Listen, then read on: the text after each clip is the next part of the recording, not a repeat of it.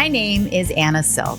For 6 seasons, I played Bo on the hit TV series Lost Girl. And my name is Rachel Skarsten. For 3 seasons, I played Tamsin. Welcome to the Lost Girl Rewatch Podcast, a show where we will look at all the episodes, share some behind-the-scenes stories, and chat with some very special guests. On the show, our relationship was sometimes rocky.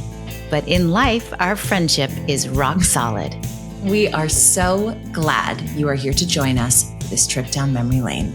We love that the family is back together again. Hello, everybody. Welcome back to the Lost Girl Rewatch Podcast. This is podcast episode 7, where we will be discussing season 2, episodes 13 and 14. And I'm very excited. And I feel like I have come home because my co-host today for these episodes is the incredible Rick Howland. Yay, Rick. Hello. You're back. I'm back. And badder than ever. Better than ever. Anytime. Always available for you. Oh, thank you. It really does actually feel like coming home to me because it feels, I will always think that you're my grandfather on some level. Right. Like, I know that's sure. weird, but there's some family bond, I feel like, between us. Absolutely. Right? Yep. Yeah. Yeah. So we're going to talk about... It's like those families where they have where the aunt is actually younger than the nephew. Yeah. It doesn't make sense, but it works. Where, what would be, I don't know, I can't even think of the math of it. My mother gave birth to you after, or something like that. After her daughter I can't work it out either. Or something like that. So, but either way, your grandpa. Yeah. So we're going to talk about 13, mostly 13 and a little bit of 14, but 13, the title was Barometz Trick Pressure. Yeah. Written by Steve Cochran, directed by Paolo Barzman. And was this Paolo's first episode? Do you remember? I can't remember. I don't think it was his first episode, but it was his, because I feel like I knew him before we started this episode. I know. I wish I had the answer to this at my fingertips, and I don't. I feel like it was one of his earliest ones, if not his first. Yeah. Yeah. But I remember feeling familiar with him. Okay. When this episode started and being very excited that the fact that he was directing it, because he's such a kind soul. I know. And we sat at the picnic table outside of that other studio that we had. That was not our usual studio, but somewhere else. I don't know right, where it was. Other somewhere in Etobicoke or something. Studio adjacent. Yeah. And like sitting out on the picnic table and kind of talking about the scenes and whatnot. Yeah, it's just Paolo was like a composer on set. Yeah. You know what I mean? Like he almost, like he'd even have his arms in the air, like while he was talking to crew, and like you'd see him like swooping his arms to describe something. Like he felt like a conductor. Yeah. And he really was, like, he created a symphony around him. Really. Yeah. He's an incredible man. He does a lot of, and is one of the, I believe, executive producers of Winona Earp. So he has stayed in the, in this world. Yeah. And brought so much to it. Yeah. So he was incredible. And I have to tell you that last year, for one of our guests, we had on Stephen Finney, who is the network executive. And for everyone listening and watching, you'll hopefully remember Stephen. But when I asked him what his favorite episode was, he said this episode. Wow. Season 2, episode 13 is the one he loved the most and is the most proud of. And rewatching it, I can see why. This was our season 2 where this is essentially a mid-season finale, this episode, because we then got the back 9 and did 22 episodes. And this feels like a finale. It sure does. It feels because like it has big this high stakes and it has the launching pad for something else. Yeah. So how did you feel rewatching it? It was cool. I actually watched 14 first when I first looked at them, because I watched them twice. But I watched 14 first because I was like, I have a pretty good memory of 13, or at least an idealized, fantastical memory of 13, because it was like my episode. Totally. And 14, I was like, what the heck happened in 14? And so I was like, I watched that one, and then I was like, oh yeah. Because Anthony's such a sweet guy. He was so nice. He's Anthony Upke. He's such fantastic a lovely guy. actor too. Yes, yeah, fantastic. Totally. And he was perfect as that character, as that kind of quirky, rich inventor type. Arrogant but likable. Oh, totally. And like just kind of down to earth, even though he was kind of arrogant. And but like as a dude, like hanging out at him with like at a TIFF thing and stuff, he was like such a nice guy. Yeah. And it was fun to watch him do that character, because he's really introduced into 14 in a big way. That's really where Bo and he meet. I mean, they meet in another episode. I think it's the end of 12 actually. But it's your birthday party. Yes, or something, it's the birthday party. Exactly. He gives me a gift, but but this is where 14 is where that relationship starts to develop. So which is an important and feels like a new beginning, like a new season almost. Yeah. And we needed to kind of, after the height and intensity of 13, to kind of bring the levels down a bit to start into this new arc for the last part of that season. So 13 to me felt so big and so epic, and it looked so beautiful. It did. It looked great. And the FX, the special effects were like the Garuda's fire wings. Were like I wrote wings in big letters here. They were perfect. Yeah. I know. They were and they described them to, as you were saying about Pablo conducting, he was describing the wings to Raul and me so that he could. Raul, who plays the Garuda. Who played the Garuda. And so he could feel it as he presented himself to me. Mm-hmm. And so that I would know what I was reacting to. Right. And it was like seeing those again, it was like, wow, like that's so much better than the Sirocon. The sword. Right. Yes. The sword that came out of your hand in that series of season 1. We're both like staring, going, what are we doing? Yeah. What are we looking at? It's like we both look at it at different times. It's like, yeah, I know. It was just like we didn't. But like, I loved all your gadgets in this episode too. Like I wrote here, like I love you looking like we first see you. You look up from your desk and you're wearing that monocle. Man, that thing hurt. Oh, did it? Well, it was like great. It was worth it. Hard leather, like really hard leather, and staples. Like those like leather staples, like across, so that I was like totally afraid when I took it off that it would like leave this like big dent, bump right across my forehead. You looked comfortable in it. Yes, we must. One must act when one must have to. Exactly.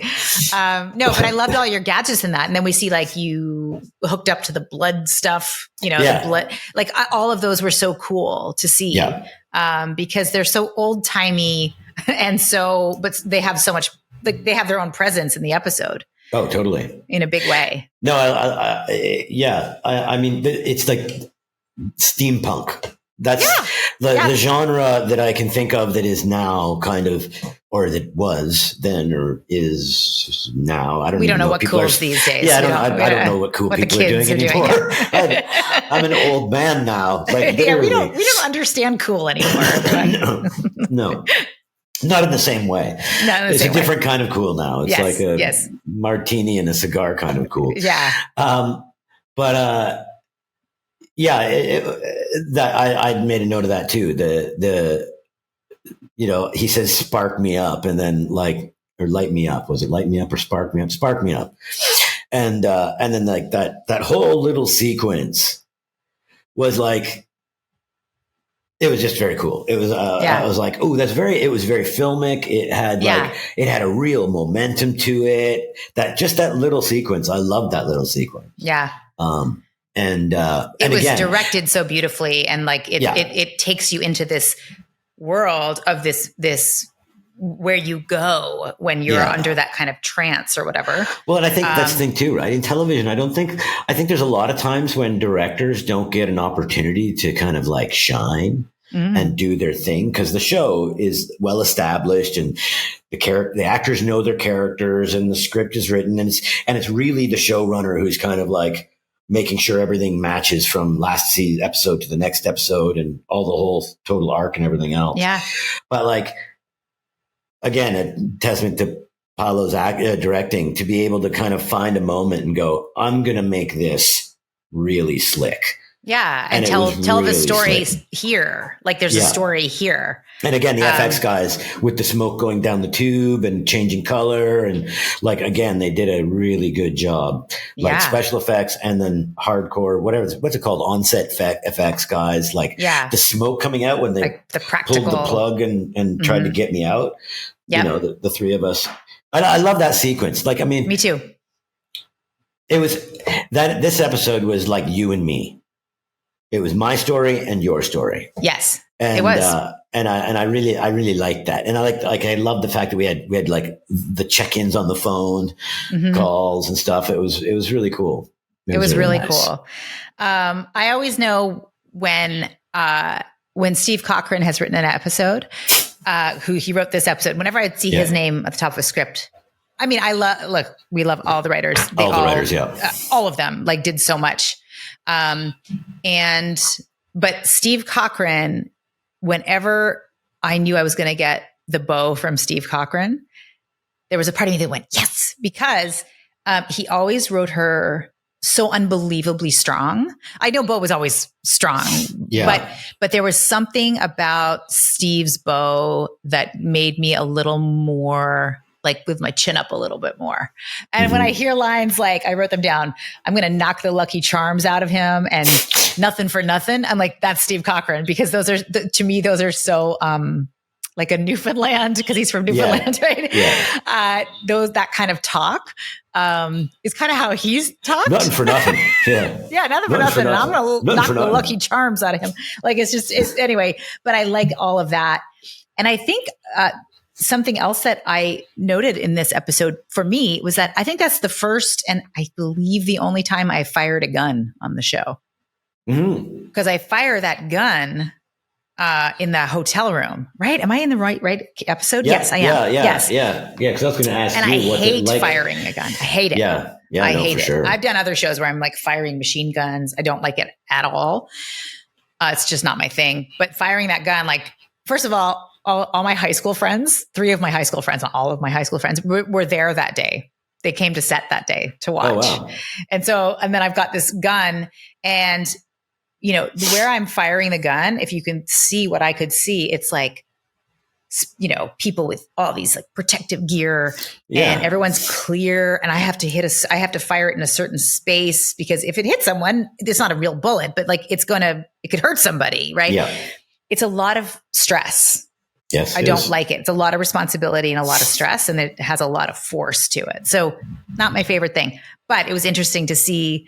And that setup, like Bo, even just going into that room where she meets herself or the dude.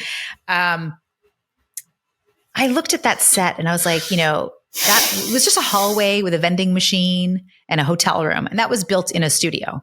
Like our secondary studio. And it makes you realize, like, I mean, I always was aware of this, but like how hard a crew works to create something that's going to be used for a few moments on screen. How much has come together to create that look? Yeah. Then you have to show up, and you better freaking show up ready to go. Right. Yeah. Like that's how I always felt as a performer. Like, people have worked so hard for what you're about to do. So do it.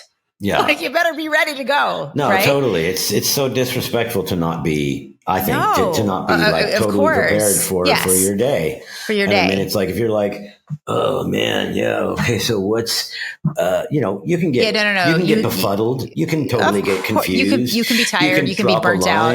By accident or whatever. They can always come back and get it. But like, be ready, be prepared, be ready. Show up. Yeah. And show up. Yeah. But yeah, even just seeing that hallway, I was like, God, they worked so hard to build that hallway, and I just walked down it, you know, but I walked down it. Yeah, exactly. Damn it. Okay. So there's a few things I want to talk about though, for you and your character. One is, okay, which one do I want to talk about first? Let me think. Actually, yeah, I want to talk about her first. One is all your stuff with Wai Lin. She was incredible. First of all, I laughed out loud. I almost did a spit take when you say she was much prettier before she got into drugs. I actually heard that line and I was like, that's terrible. What a terrible thing to say, Trick. Terrible thing to say, Trick. But also, that's Steve Cochran again. yeah, exactly. But also, like, you know, she was still really beautiful. I mean, she was a beautiful character, even though she's Kyra Harper, the actor. Yeah. And she's awesome. She's an incredible actor. Yeah. Good God. Yeah. And I love her nails, like they're just that clicking. And I love her power is to get people to speak the truth. Like it's so incredible. And she had to wear those contact lenses to look like she had cataracts and stuff. And she was like, you know, I was like, so great to see you. And she's like, I think I can see you. Because like the contacts were so blurry and I know. And then her nails, like, the long nails that she worked makes out that sound make them clack. And it was like, oh. I know. I thought the scenes between the two of you were so incredible. And I love that she, you know, she's going to give you, what was it you came for? Something very specific. Of course. That's what the title of the episode. But, and she's going to, the price is 3 questions or whatever. Yeah. 4 questions. Or 4 questions. Sorry, I'm getting this all wrong, but I love that price because it was such a great moment for you as Trick to show a more vulnerable side. Yeah, totally. To talk about my wife and stuff like that. Yes. And it was cool too. It's like, I kind of wished I'd actually picked up on that before. She says, I only had one lover who wore sandalwood behind his ears. Yeah. And I was like, why didn't I pick up on that? I should have started wearing sandalwood. Cause like, I mean, you know, like as like a kind of method move. Yeah. But that would be like one of those things where it's like, okay, that's what I smell like to people. Right. You know, as the character. And I should have. I felt I was. Also, I love sandalwood. Well, there you go. Yeah, it's nice. So I wish I'd have caught me more. Right. But it was like, but also like, you know, she's like, it was in 1419, and it's like that's the first time I think that they talk about like how old I actually am. Yeah. You know, I mean, I always figured I was like 2000 or, you know, 1500. And like, I know Dyson was like in the 500s or something like that. And I was much older than him. So, you know, but I mean, it's it's like in the Fae world, we're all adults. Well, almost all of us we're adults, except for like the Nairn Nairn. Nain Rouge. Nain Rouge. Yeah. Nain Rouge. But like, you know, the majority of us are already grown adults, but it's like, so, you know, you grow from 0 to 30 something maybe, and then you just stay there. Stop. Yeah. And then you're like 300, 500, 800, 2000 years old.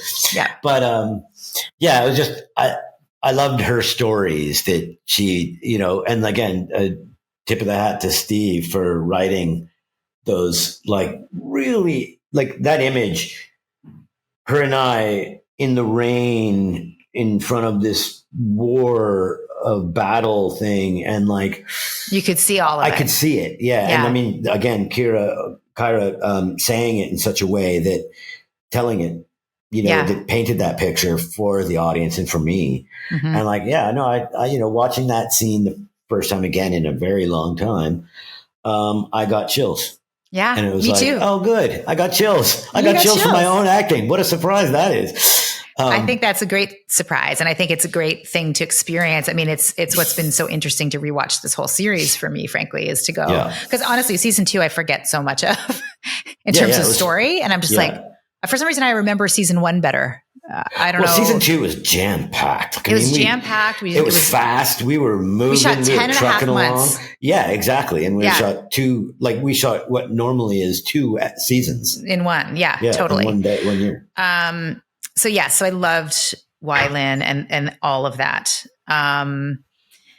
I also, it's so interesting that this is the season, or this is the episode where Hale discovers you're the Blood King. Yeah. Right? I love that. He's like, wait, what? He also, you know, Casey did a really great job in this episode of like, there was a couple of beats. There was a couple of times when, I can't remember who was speaking, but the one was when Dyson's breaking up with Kiara. Yeah. Because he doesn't love her anymore at the end. But or he never could, really. He could never love her. Yeah. But Casey, so good at playing a moment. Oh, and I tell you to stand down. Yeah. Against Lachlan. Yeah. In my lair, and the shot is in front of Casey, and he's standing facing the camera, and then we're back behind him, and we're having our little tete-a-tete, and he's like, and you can feel how uncomfortable he is that we're having that conversation in front of him. And there was a couple of moments in this episode, like 3 of them, I think, where he had to play that. Yeah. And it's also his realization. Yeah. I could totally feel him like, oh, gee, I shouldn't be, how do I get out of here? You know, like, it was great. It was great. And it comes from that realization of him, of Hale realizing that the depth of the relationship between Bo and Trick, you know, like it's deeper than he thought. And it will even go even deeper, you know, like it's, his whole world got turned upside down. I mean, to think, you know, to not know that I was the Blood King. And he's like, I'm surprised there wasn't more previous to that of him going to Dyson's, like, what, like, Kiara says to him, it's like, why are you paying so much attention to this barkeep? Exactly. He's a bartender. You're a cop. Like, what's the deal? Yeah. Like, well, actually, you know, he was like the king, like super powerful. And okay. The other thing we have to talk about, obviously, is the drive-in, because that whole thing. First of all, I wanted you to talk about your experience of shooting it. I'm guessing it was a night shoot because you needed a lot of hours there. How did you film it? How did you film the stuff that was up on the screen? Where was that filmed? How was that done? I wrote here, tell us about it. Tell us about your wife, who is incredible. I want to hear about the whole experience because it was incredible. Yeah, it was really interesting. I don't remember if we shot them. I think we shot the drive-in, like what's on the screen. Mm-hmm. It was at the Scarborough Bluffs. Oh, I remember you guys going to Scarborough. Yeah. That's right. Yeah. So we had a beach. We were on a beach and it was raining and the beach flooded and they had like gangplank walks for us to get to where they wanted us to be on set, and like, you know, the camera sinking in the sand and like, but then the bluffs behind us, kind of the rocky bluffs, and then Lake Ontario and it was like perfect for it. It was all foggy. It was rainy. It had mood. Really cold. Oh God. I know. I can feel the cold. Yeah. Yeah. And like, I'm in like summer wear, like a t-shirt and my sleeves rolled up and I'm like walking on the beach toward her. And, but yeah, so that was, I feel like we shot that after we shot the drive-in sequence, which again, it's like unfortunate in a way, but also it allowed to kind of be more prepared for that moment so in the drive-in. So you shot the Scarborough the actual Bluffs drive-in in the dark with the Garuda first, I think. Okay. And then we went later and shot. Did you have to? Did they show you that to match it again? Because you guys were pretty matched. They must. Yeah, no. I mean, I think they did. Like, I mean, I think that I don't think it would have mattered either way which you shot first. You know, as long as you can see the lips and the kind of angle and the thing. Gesture, but that was all up on them, right? It was like between what was the name? What was the name of our continuity person?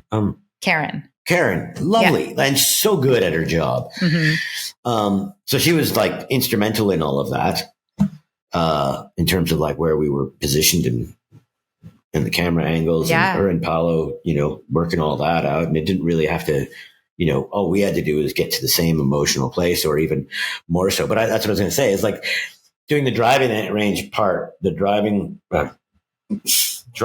part first. Because it was built with all this intensity of like, you know, it's in the dark, it's the Garuda, what am I doing? I'm in the trance. Whereas that in the drive-in, like on the screen, was like the memory. And so it could live in an even softer place, and not a like place where the drive-in had to kind of live. And so having had done that already, then the comfort of like, oh, I know what I have to do here. I know where I have to do. And I know what, like, you know, I have to turn a little bit here and I have to run the blade on my hand on this line. And then she's got to touch my face on this line. And I got to touch her face on that line and da, da, da, da, da.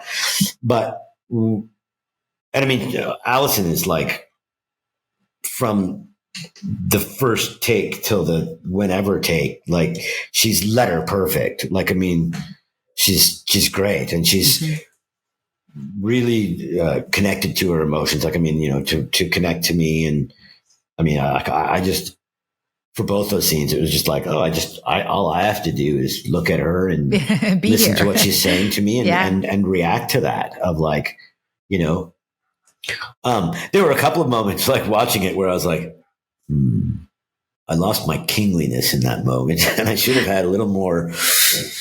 You know, but I was afraid of the Garuda and blah, blah, blah. Yeah. So, you know, but you kind of like look at scenes and go, I wish, like if you wanted to get like kind of micro surgical on it as looking at yourself and going, oh, I wish I had a hint. And I don't know, you know, other people watching it might go, oh no, that was like totally whatever. Where it needs to be. It is weird to watch yourself. Yeah. Yeah. But to kind of go, oh, I don't feel like I was thinking about that at this moment when I wish I'd had just a hint of this in there, like just a little bit of just a hint of cayenne pepper on that omelet, you know, like. So I hear you. She was brilliant, and like it was really easy to do that stuff with her, and to recreate those moments each time, and to create that life together, and then to feel. You know, that it was the Garuda actually pulling the strings and it wasn't her, and like to take myself out of that moment to that moment was great. It was easy with her. It was easy with Raul as well. Like, you know, he was incredible. It was very easy to be terrified of the man. It was very easy to be, he's a tall, imposing gentleman. He is. Lovely, sweetheart of a guy. And like, it was just like, okay, I can easily be afraid of this person. Like that's easily, you know. Yeah, no, he's like he's got this very imposing energy, but in a lovely way in real life. But he's such a spiritual dude. Like there was such this. It's like he's like Arizona. I mean, like if you travel through Arizona and those layered rocks, like in the Roadrunner. Wile E. Coyote scenes. Like there are those rocks. He is like in Arizona. That's perfect. And that vibe that I get driving through Arizona of those rock formations, and like you can see the billions of years of crushed layers and different colors, and it's just like, what a compliment. We got to get that message to him, because he's not Sedona. Sedona's a little too hippy dippy. He's Arizona because it's got a bit of danger and crust, you know. But there's just like deep wealth of like gravity, a swelling of energy to it, you know, like totally. I feel like really bizarrely at home in two places in the world, Arizona, and in that rock formation-y kind of place in that area. There's like this real grounding, like homeland feeling, and in South Africa, in Cape Town. Amazing. Like those two places, I'm like, ooh, it's like ancient. I've been here before feeling, whatever that is. So he was like the perfect choice to play the Garuda from like ancient, like a millennia ago in the Fae world, but had been biding his time, you know? And so. No, he was phenomenal. And I love I love thinking of people as states, like Arizona. He's perfect. The other thing in the drive-in, I just remembered. Yeah. I had a rock because David Green, like he had to shoot it, right? And it had to be a really wide shot. And so there was my feet in frame at all times, because it was all really big landscape kind of shots. And I had my first mark. And for the people who don't know about, you have a mark where you start, you actually have a standing point that's, my tape was green. Yours they put a literal mark on the floor. No, mine was red. You were red. Mine was red. Yeah. Everyone's got a different color. Yeah. Yeah. Cause I'm sure, do you remember somebody took a picture of the marks on the floor for the original Sin? Cause everybody was in the room at the same time. We had to all move around each other. And so it was a kaleidoscope of color on the floor from all these little tape squares. Mm-hmm. Anyway, they couldn't put a mark on the ground in the drive-in because the camera would see this green piece of tape. Right. And so he found me a rock that was like a lighter colored than every other rock. And he put that there where my spot was. So he's like, find your rock. And so I'd go back to my rock and I'd stand at my rock and then action. And then I'd walk toward the diner and toward the drive-in screen or whatever, or toward her. Yeah. But yeah. I love that. I mean, we make it work. If you can't have a mark, you use a rock or a sandbag or whatever it is, something your toe has to find sometimes. Yeah. And that was a night shoot. So it was all night long. And they did the special effects of the truck was a practical, which is the word I was trying to remember earlier.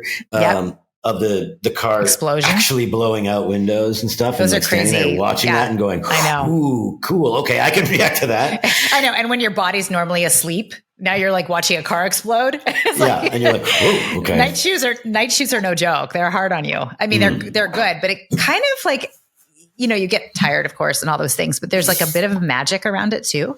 Oh, absolutely. That punchiness that kind of clicks in at 3:00 in the morning, and the ham sandwich that's sitting on top of the punchiness. But everyone's got this different vibration around them. Yeah. In those kinds of shoots. And then we're all very tired in the morning. I know. Then you want coffee. You're supposed to go home to bed and you're like, but now I want coffee. Anyway. Okay. So yes. So the drive-in stuff was incredible. It's so interesting to me just realizing as we're talking about this episode. I mean, I can see why this is Stephen Finney's favorite episode. And I have to say it's probably one of the best in the whole series. I would agree with him because we're able to talk about it. It has generated this conversation between us in rewatching it. It was a very rich episode. The writing, the lighting, the direction, the performances, the storytelling was so good. Yeah.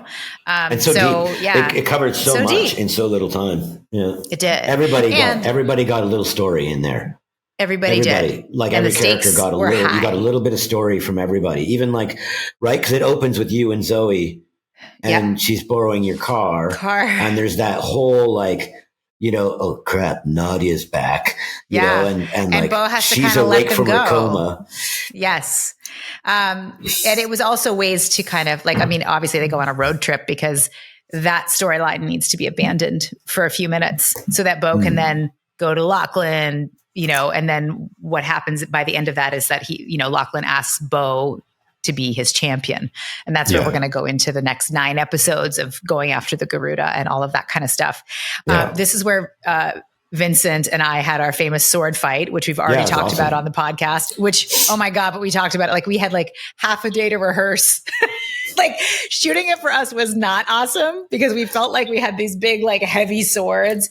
But when I rewatched it, I was like, you know what? It actually looks really good. We also had incredible doubles. Right. Yeah, Casey Hudecki was my double. Yeah. I forget the stunt man that was Vincent's double, but he was, because I'd never actually met him before, but he was incredible. They could it's not her husband, Because he did a lot. No. And he's about the same body I know her type. husband. No, it wasn't him.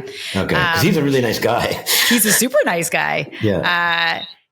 Something behind the scenes I just want to share with people because I saw it in this episode and I thought, I should tell people this. When Bo goes into the Lachlan's lair and she drops in. You see her drop in through the ceiling. It's a tiny moment. Yep. And then she pops up and goes.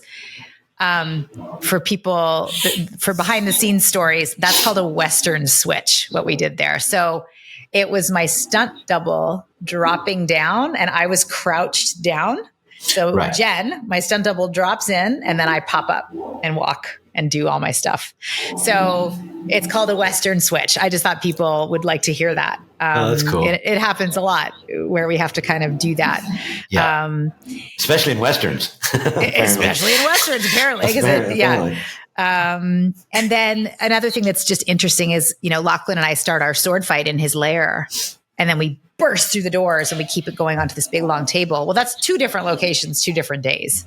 So it's just interesting, I think, to tell people this because it looks like it's all one big sequence. It's not. We started in one location and burst out we were in the studio. So we burst out into a hallway of nothing. And then we burst into University of Toronto location where we're sword fighting. Where the big table is, Where the big table is, exactly. I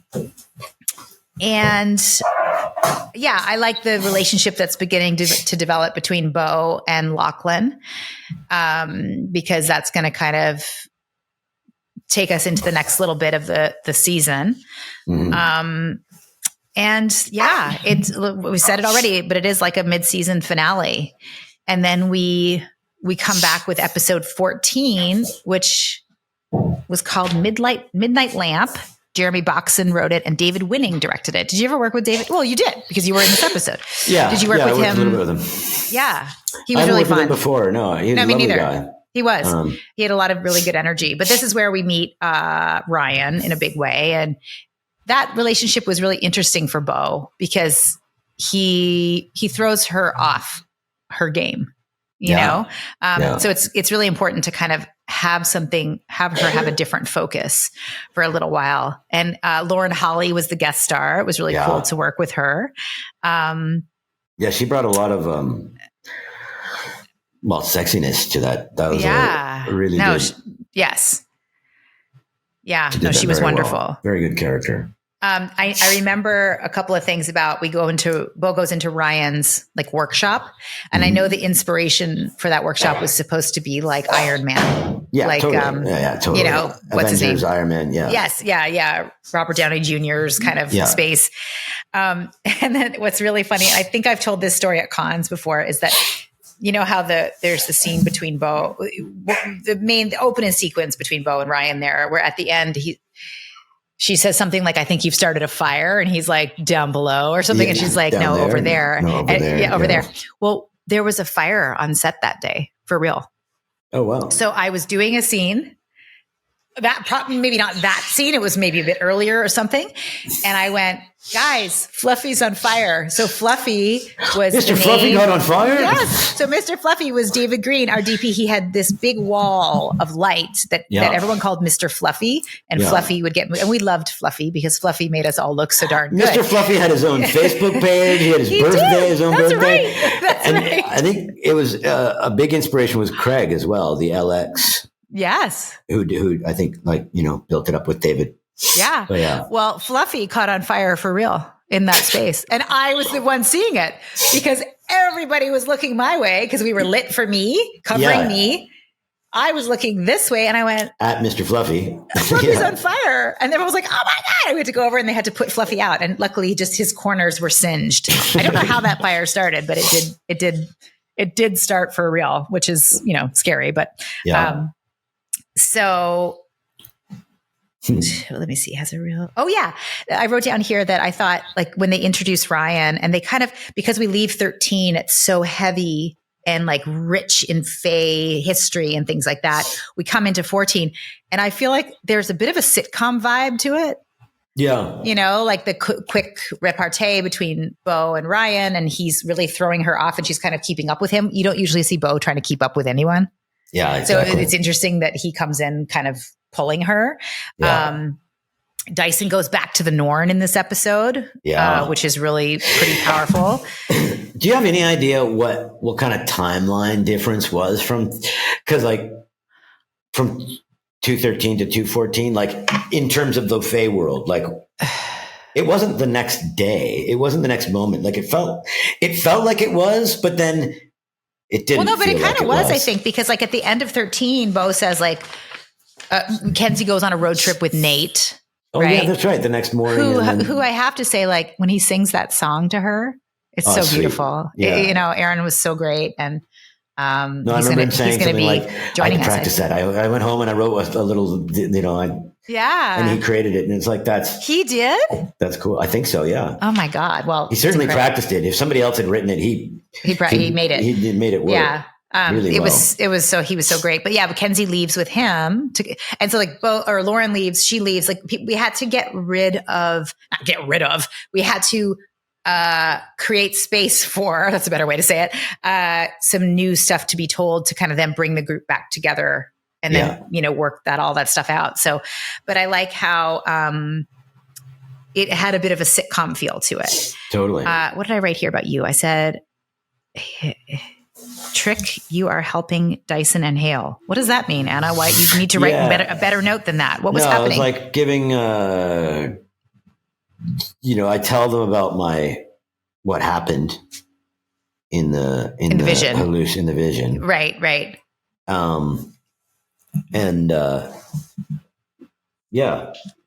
Seemingly coming out rather unscathed by it all. It was interesting because but Chris has actually broken up about what happened with him with Wei Lin. Yes. Ludwan. Yes, the Ludwan, and what the Norn tells him. But he can't love Kiara, and so that was his like arc for those couple of episodes. Totally, it was very personal for him. Yeah. Everything was very personal, and I loved actually the last scene between Kiara and Dyson, where their relationship has to come to an end. Mm-hmm. They were so wonderful in that scene, and such beautiful performances, and it was sad. Yeah, it was really sad. Yeah, especially when she turns, she goes, "Trick. Hale, you knew?" Yeah, like, I know. We didn't know. So, still, you still feel bad because it's like somebody's heart is breaking in front of you. And it's like, I know. Great. No, it was great. And so 14 really springboards us into what is to come in the rest of season 2, which was an exciting season for us. Yeah. Do you have any like general memories of season 2 or how you felt like coming back after the success of season 1? I remember being aware that they were going to do like E013 when we started. And so I was very excited about that. Like from early on. You knew that there was going to be a trick focusy kind of thing, which was exciting. Yeah, of course. I'm trying to remember now what, it's so many episodes. It's like, I don't have 28 hours to go through them all, to watch them all, but I kind of wanted to, because there's a lot of stuff that happened in the lair and stuff, like a lot more gadgets and stuff like that happened. I know. And like, I love that stuff. Me too. I love playing with those things. Like, even though the mask, the thing was a little bit painful, it's like, I love those things and I love playing to them or playing with them on set. And like, they had like, there was that one where we had to find, it was like a fade GPS. There was a map and we had a boiled egg and a compass that swung around. Yeah. And it had to find to find where the person was or whatever. And, they're like, yeah. Okay. So we got your coverage and everything like this way. We've got to just do an insert of your hand going in. I'm like, okay, great. And they're like, no, you can go home. And I'm like, no, it's got to be my hand. It can't be somebody else's hand. I know. No way. There's times on the show where I can see it's supposed to be my hand and it's someone else's. And it's not because I was like, I refuse to do my own hand acting. It's literally because of location and schedule and timing and whatever. Like they got this insert. Like, we can pick it up at this moment because we're here and Anna's not on set, but so we'll just do it anyway. But let's do it here, which I completely understand. Like, of course, they're trying to make a show. We got to get home. We want to have a weekend. Yeah. But I can always tell when it's not me. Yeah, exactly. It's not my hand or whatever it is. Well, Rick, this was awesome. Yeah, always. And I think it goes without saying, but I'm going to say it anyway. Like the Fae world and Lost Girl would not have been the same without Trick, and Trick would not have been who he was without Rick Howland. And that's just a fact. And everyone knows that. Everyone listening and watching. You're such a treasure to the show. I really sincerely mean that. And you're my grandpa forever. Forever and ever. I accept that. Thank you. That's so nice. And I agree. I would say the exact same thing about you. I was actually I went on the podcast thing yesterday and I watched the episode that you have with oh my goodness, her name has just left my brain. She wrote Winona Earp. Emily. Emily. Oh my gosh. Yeah, it's okay. I watched that episode with you and Emily, and like, it's totally true. What you just said to me, Trick couldn't be without you. Like, no one else could have played Bo. Like, you brought, you had the as Emily says, like, the sexiness and the succubusy, whatever qualities and all that. But there was like this, girl from New Brunswick who's Bo from New Brunswick. Yeah. Well, but you're, that there's that quality in you of that, lovely, kind human being quality in there that you allowed to come through in the show. And I think that was like what Emily said. It's like, there was that quality in you that people, I think, went in for you. Like that was, because there's the succubus part. There's the part where it's like, well, of course she's a succubus. That's what she has to do. Right. But the other part was like what you brought in that brought out the depth of the character. And thank you. Yeah. So thank you. I mean, that's the only way I could frame her, really, because if you just tell me that I'm a sex creature, I will turn bright red and run away. Yeah, exactly. Yeah. But that part was fun to play too. I'm not going to lie.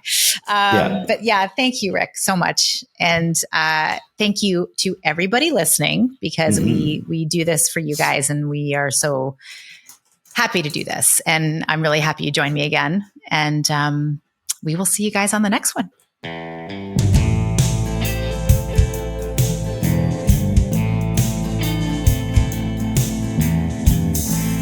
Thank you for listening to this week's episode of the Lost Girl Rewatch Podcast, which is produced by Anna Silk, Rachel Skarsten, and Seth Cooperman, with theme music by our very own Blood King, Rick Howland.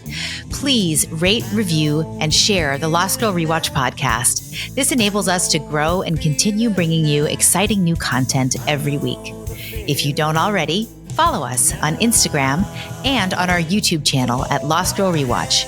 You can also subscribe to Patreon, where you will get exclusive video access to all of our episodes.